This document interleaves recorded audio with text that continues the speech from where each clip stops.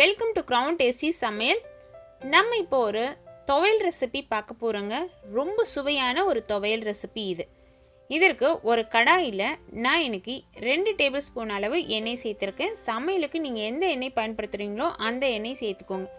சேர்த்துட்டு எண்ணெய் மிதமான சூட்டில் இருக்கும்பொழுது 3 டேபிள் ஸ்பூன் அளவுக்கு வெள்ளை உளுந்தம்பருப்பு சேர்த்து பொன்னிறமாக வறுத்து எடுத்துக்கலாம். இதே போல் கைவிடாமல் கலந்து விட்டிங்கன்னா எல்லா பக்கமும் ஒரே மாதிரி கலராக அது செவந்து வரும். நான் வீடியோக்கு அப்படிங்கிறதுனால இப்போ வெள்ளை உளுந்தம்பருப்பு சேர்த்துருக்கேன். ஆனால் நீங்கள் வீட்டில் செய்யும்பொழுது கருப்பு உளுந்தம்பருப்பு சேர்த்துக்கிட்டிங்கன்னா அது உடம்புக்கு ரொம்பவே நல்லது.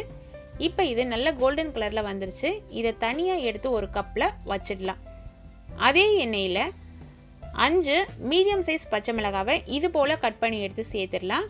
1 இன்ச்சு நீளமுள்ள இஞ்சி தோலெல்லாம் எடுத்துட்டு அதையும் பொடியாக கட் பண்ணி சேர்த்துடலாம்.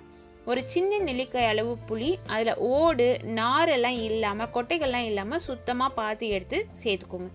சேர்த்துட்டு மிதமான தீயில வச்சு இது போல் வதக்கிக்கலாம். வதக்கும் பொழுது இதனோட பச்சை வாசனை போகணுமே தவிர கலர் ரொம்ப மாறக்கூடாது. கலர் மாறிடுச்சுன்னா நம்மளோட துவையல் ரெசிபி நல்லா கலர்ஃபுல்லாக க்ரீனாக கிடைக்காது. இதையும் எடுத்து ஒரு பிளேட்டில் ஆற வச்சுருங்க. மீதம் கொஞ்சம் எண்ணெய் இருக்கும். அந்த எண்ணெயில் நம்ம பீர்க்கங்காய் தோலை இது போல் கட் பண்ணி எடுத்து சேர்க்குறோம். பீர்க்கங்காய் தோலில் துவையல் செஞ்சு சாப்பிட்டா அது நம்மளோட உடம்புக்கு அவ்வளோ நல்லதுங்க. இப்போ இந்த தோலை இதில் சேர்த்துட்டு மிதமான தீயில கைவிடாமல் கலந்து விடுங்க. நீளமாக இருக்கும் நமக்கு அந்த தோல் நம்ம சீவி எடுக்கும்பொழுது அதை இது போல் பொடி பொடியாக கட் பண்ணி எடுத்து சேர்த்துக்கோங்க. அதே போல் பீர்க்கங்காய் தோல் துவையல் நம்ம செய்யும் பொழுது மேலே நல்லா வாஷ் பண்ணிவிட்டு அதுக்கப்புறம் அந்த தோலை சீவி எடுத்து சமையலுக்கு பயன்படுத்தணும். ஏன்னா அது மேலே அந்த பூச்சி மருந்தெல்லாம் கூட ஏதாவது பட்டு இருக்கலாம், வெளியில் அழுக்குகள்லாம் இருந்திருக்கலாம். அதனால நல்லா வாஷ் பண்ணிக்கோங்க. அதற்கு பிறகு கொத்தமல்லி காம்பு தான் நான் இன்றைக்கி சேர்த்துருக்கேன். கொத்தமல்லி இலைகளாக சேர்க்குற மாதிரி இருந்தாலுமே சேர்த்துக்கலாம். ஒரு கைப்பிடி அளவு கொத்தமல்லி இலைகள் சேர்த்துக்கோங்க. நான் இன்றைக்கி சேர்த்த தோலோட அளவு எவ்வளோ அப்படின்னு பார்த்தீங்கன்னா 1/2 கிலோ அளவுள்ள பீர்க்கங்காய், அந்த பீர்க்கங்காயோட தோல் தான் சேர்த்துருக்கேன். நல்லா வதங்கிட்டு இதை எடுத்து தனியாக ஒரு பிளேட்டில் வச்சுட்டு நல்லா ஆற வச்சிடலாம். ஆறின பிறகு ஒரு மிக்சி ஜாரில் இதை நம்ம சேர்த்துக்க போகிறோம். வதங்கணுமே தவிர இதனோட கலர் நமக்கு மாறக்கூடாது. ரொம்ப கலர் மாறிடுச்சு அப்படின்னா நம்மளோட துவையல் நல்லா கலர்ஃபுல்லாக நமக்கு கிடைக்காது. ஆறின பிறகு ஒரு மிக்சி ஜாரில் சேர்த்துக்கலாம்.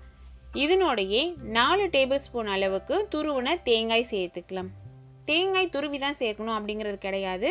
நம்ம அதை தேங்காய் சில்லாக எடுக்கும்பொழுது பல்லாக கட் பண்ணுவோம் இல்லைங்களா, அது போல் கூட சேர்த்துக்கலாம். இந்த துவையலுக்கு தேவையான அளவு உப்பை சேர்த்துட்டு ஃபர்ஸ்ட்டு தண்ணி விடாமல் அரைச்சிட்டு அதற்கு பிறகு கொஞ்சம் கொஞ்சமாக தண்ணி சேர்த்து அரைச்சிக்கலாம். இது துவையல் அப்படிங்கிறதுனால கெட்டியாக தான் நமக்கு இருக்கணும். அந்த பதம் பார்த்து தண்ணி குறைவாக சேர்த்து அரைச்சிக்கோங்க. இப்போ எவ்வளோ நல்லா கலர்ஃபுல்லாக சூப்பராக அரைப்பட்டு வந்திருக்கு பாருங்கள்.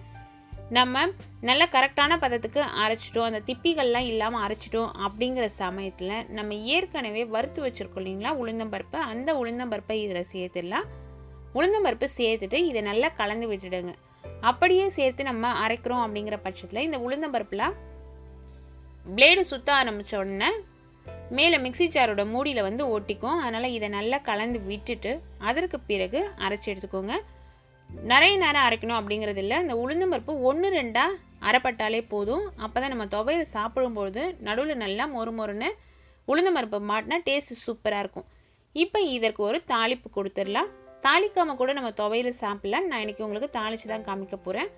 ஒரு தாளிக்கிற பேன் ஸ்டவ்வில் வச்சுட்டு அது சூடேறும்பொழுது 1 டேபிள் ஸ்பூன் அளவுக்கு எண்ணெய் விட்டுட்டு 1/4 டேபிள் ஸ்பூன்லேருந்து 1/2 டேபிள் ஸ்பூன் அளவுக்கு கடுகு ஜீரகம் அதில் தாளிச்சிட்டு கடுகு ஜீரகம் நல்லா பொரியிற அந்த சமயத்தில் ஸ்டவ்வை சுவிட்ச் ஆஃப் பண்ணிவிடுங்க. சுவிட்ச் ஆஃப் பண்ணிவிட்டு பெருங்காயத்தூள் சேர்த்துக்கலாம். சேர்த்து இந்த தாளிப்பை எடுத்து நம்ம அரைச்சி வச்சுருக்க துவையல் மேலே சேர்த்துருங்க.